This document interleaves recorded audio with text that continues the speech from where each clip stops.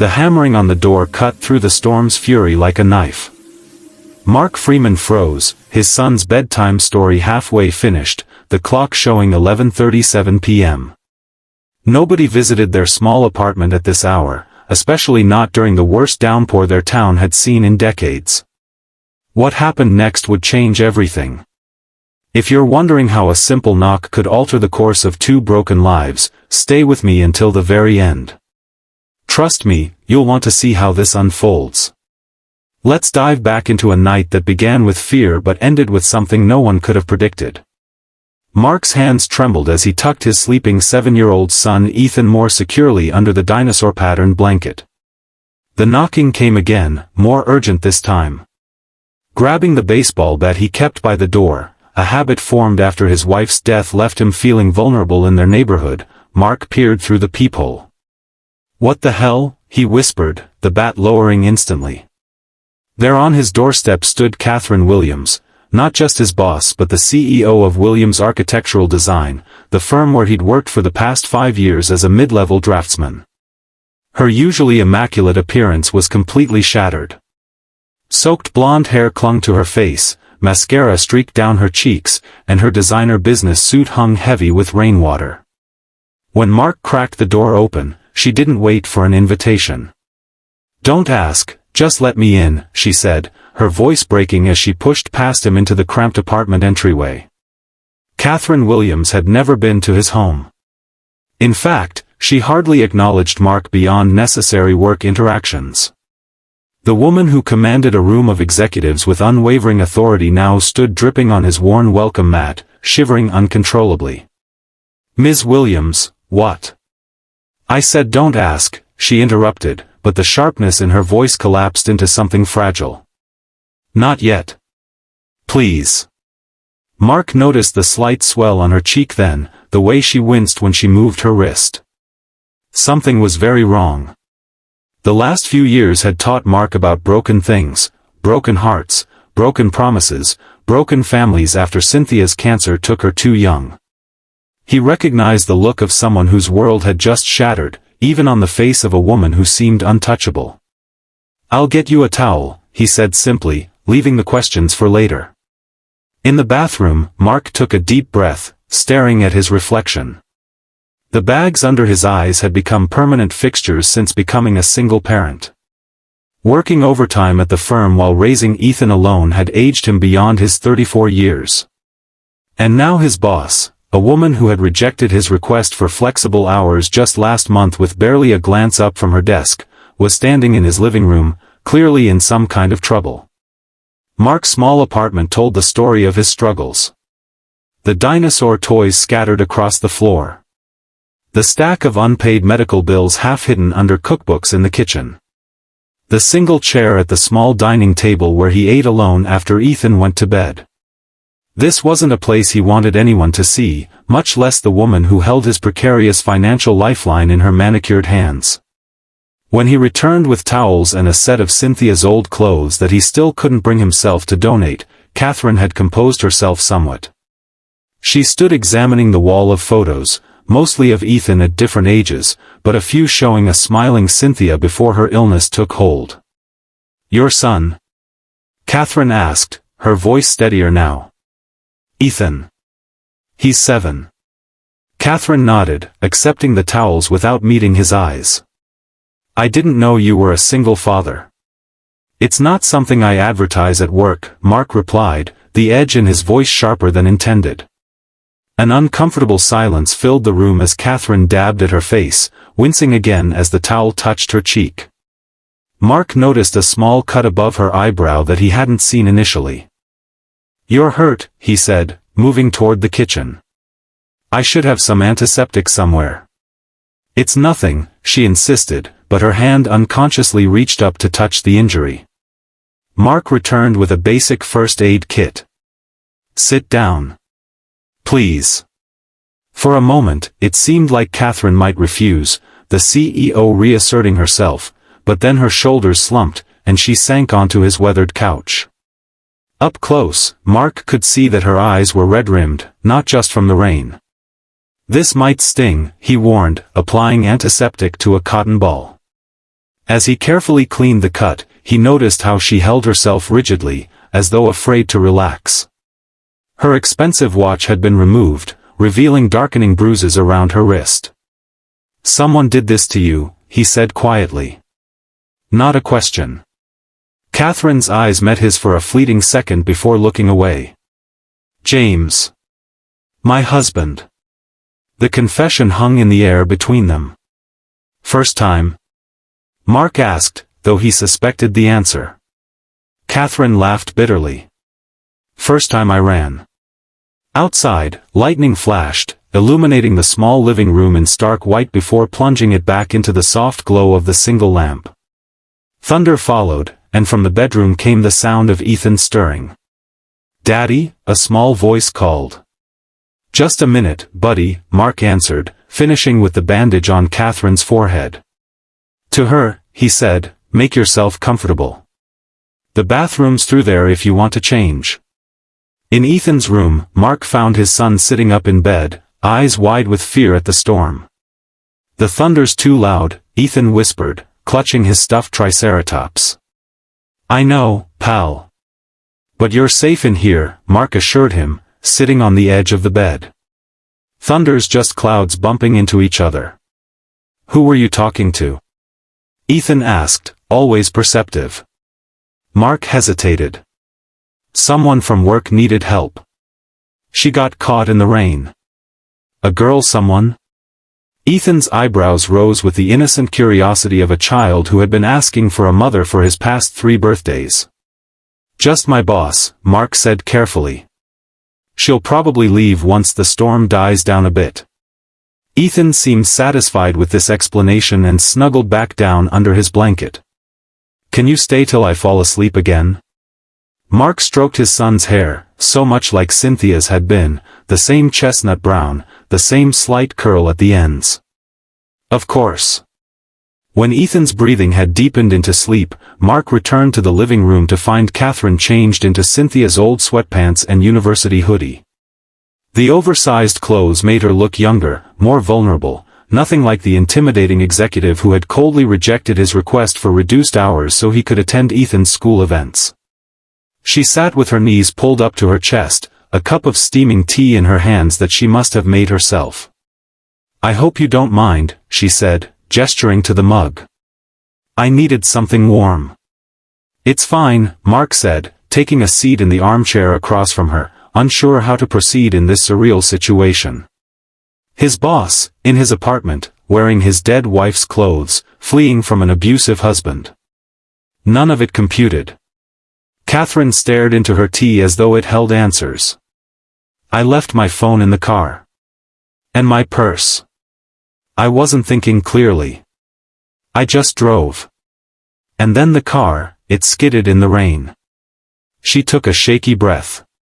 "I couldn't control it. Hit a tree about 2 blocks from here." "Are you hurt? Should we go to the hospital?" She shook her head. "The airbags deployed. I'm just shaken up." Katherine looked around the apartment with new eyes. "I remembered approving your address on HR paperwork. It was the only place I could think to go where he wouldn't find me. At least not tonight." Mark processed this information slowly. "Your husband. Will he be looking for you?" Katherine's knuckles whitened around the mug. "Eventually. When his anger turns to fear about what I might do. What I might tell people." She met Mark's gaze directly now. "I've hidden it for 5 years. The perfect power couple, that's what the business magazines call us. Nobody would believe that James Williams, philanthropist and investment guru, throws his wife into walls when she questions his financial decisions." The bitterness in her voice was raw, exposing a truth that seemed to physically pain her to admit. "I believe you," Mark said simply. Katherine's eyes widened slightly, as though his easy acceptance was the most surprising part of this night. "Why did you run tonight?" he asked. "After 5 years?" Lightning flashed again, and in that instant, Katherine's mask of composure cracked completely. "Because tonight he didn't stop at me." Her voice broke. "He went for Lily. My daughter. Mark's heart sank. Is she? She's with my mother. Safe. Katherine wiped at fresh tears. She's only 4. She knocked over his stupid trophy. The one from the Chamber of Commerce. The look in his eyes when he moved toward her. I got between them. Took the hit. And I finally knew I couldn't stay one more night. The revelation settled heavily in the small apartment. Outside, the rain continued its relentless assault, matching the turbulence of the moment. You did the right thing, Mark said. Katherine looked up at him with a strange expression. That's the first time anyone has ever said that to me about anything that wasn't work-related. An awkward silence fell between them. Here was the woman who had made his professional life difficult for years, who seemed to take personal offense at his family obligations, now sitting in his living room revealing the broken pieces of her carefully constructed image. I should call the police, Katherine said finally, though she made no move to stand. You should, Mark agreed. But maybe not tonight. Get some rest first. Think clearly about what you want to do next. Katherine nodded slowly. I don't suppose you have any wine? A small, unexpected laugh escaped Mark. Single dad on a draftsman's salary? The best I can offer is a beer that's probably past its prime. For the first time that night, Katherine's lips curved in a hint of a smile.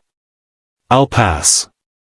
Mark stood, suddenly aware of how unprepared his home was for guests. You can take my bed. I'll sleep on the couch. I couldn't. It's fine. I fall asleep here watching TV most nights anyway. After showing Katherine to his room and providing her with a new toothbrush he'd received at his last dental appointment, Mark settled onto the couch with a spare blanket. Sleep seemed impossible with the storm raging outside and his boss occupying his bedroom, but exhaustion eventually pulled him under. He woke to sunlight streaming through windows he'd forgotten to close blinds on and the smell of coffee brewing. For a disorienting moment, he thought Cynthia was in the kitchen, a flash of painful hope that dissipated as quickly as it formed. Following the aroma, he found Katherine in the kitchen, hair still damp from a shower, wearing the same borrowed clothes. She had managed to find filters for the coffee maker that Mark himself had forgotten existed. I hope you don't mind, she said, echoing her words from the night before. I'm an early riser. Habit.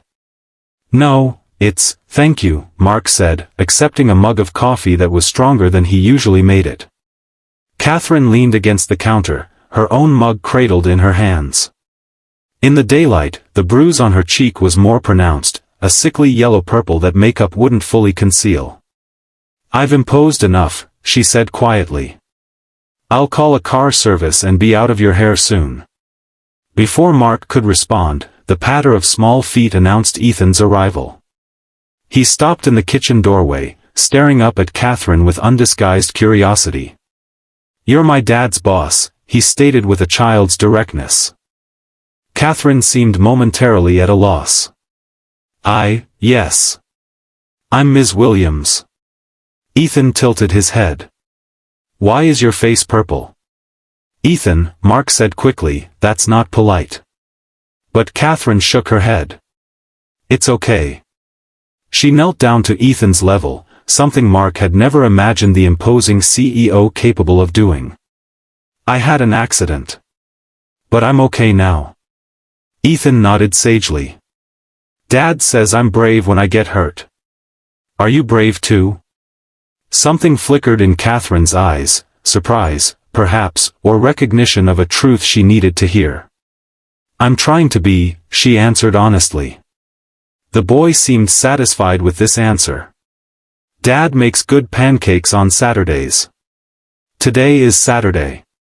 Mark checked the clock, 6:30 a.m. It is Saturday, isn't it? I completely lost track. To Katherine, he explained, Saturday mornings are pancake mornings. Tradition. I should really get going. Stay for pancakes, Mark found himself saying, surprising even himself. Please. It's the least I can offer after everything. Katherine looked like she might refuse, but then Ethan added, Dad puts chocolate chips in mine. He can put some in yours too. A genuine smile touched Katherine's lips. Well, how can I say no to chocolate chip pancakes? The scene that followed was surreal in its normalcy. Mark at the stove, flipping pancakes while Ethan chatted animatedly about dinosaurs, school, and his upcoming soccer game. Katherine sitting at their small table, listening with more attention than Mark had ever seen her give during office presentations. So you're in charge of my dad at work?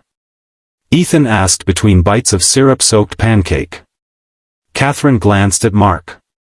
Something like that. Is he good at his job? The directness of the question made Mark nearly drop the spatula. Katherine considered Ethan thoughtfully. Your dad is one of our most talented draftsmen. His designs are very innovative. Ethan beamed with pride. He draws buildings at home too. For me. Special buildings with dinosaur rooms and secret passages. Does he now? Katherine raised an eyebrow at Mark. Mark felt heat rising to his face. Just silly sketches. Can I show her, Dad? Ethan was already sliding off his chair. Before Mark could object, Ethan had disappeared into his room, returning moments later with a folder stuffed with papers. He spread them across the table, pushing aside breakfast plates to make room. Mark watched with embarrassment as Katherine examined his drawings, fantastical buildings designed to delight a child. Treehouses with spiral staircases, underground bunkers with escape slides, and yes, museums with special rooms designed for life-size dinosaur exhibits. These are remarkable, Katherine said, genuinely surprised. The structural elements are playful but sound. The creative vision is unlike anything you've ever submitted to the firm. Mark shrugged uncomfortably. These are just for fun. Fun with serious talent, Katherine murmured, examining a detailed cross-section of a castle with hidden passages. Why haven't you brought this creativity to your work projects? The question hit a nerve. Mark busied himself clearing dishes to avoid answering immediately. When he finally spoke, his voice was tight. The Peterson account doesn't exactly call for secret dinosaur rooms. Katherine looked up sharply. But it does call for innovation. Creativity. This, she gestured to the drawings, this is what sets exceptional architects apart from adequate ones. I'm not an architect, Mark said quietly, so Ethan wouldn't hear as he returned to his room to get more drawings. I'm a draftsman who needs steady hours and reliable paychecks for his son. Understanding dawned in Katherine's eyes. Your request for reduced hours. The flexible schedule. Mark nodded. Single parenting doesn't exactly align with 60-hour work weeks and last-minute client meetings. Before Katherine could respond, Ethan returned with more drawings and his dinosaur figures, eager to show his father's visitor his prized possessions. The conversation shifted, the moment of tension suspended but not forgotten. After breakfast, Katherine borrowed Mark's phone to call a car service. As they waited for her ride, an uncomfortable silence settled between them. The night's vulnerability had faded somewhat in the morning light, corporate hierarchies and personal boundaries reasserting themselves. Thank you, Katherine said finally. For last night. For not asking questions. For the pancakes. Anyone would have done the same, Mark replied. No, she said with certainty. They wouldn't have. From the living room where he was playing, Ethan called out, "Are you coming back for more pancakes next Saturday?" Katherine's expression softened. I don't think so, buddy. But thank you for sharing your dad's pancakes with me today. When the car arrived, Katherine hesitated at the door. About your schedule request. Ms. Williams, you don't have to. Katherine, she corrected him. After everything, I think you can call me Katherine. She straightened her shoulders, some of her professional demeanor returning despite the borrowed clothes. We'll revisit your schedule request on Monday. I think we can find a solution that works for everyone."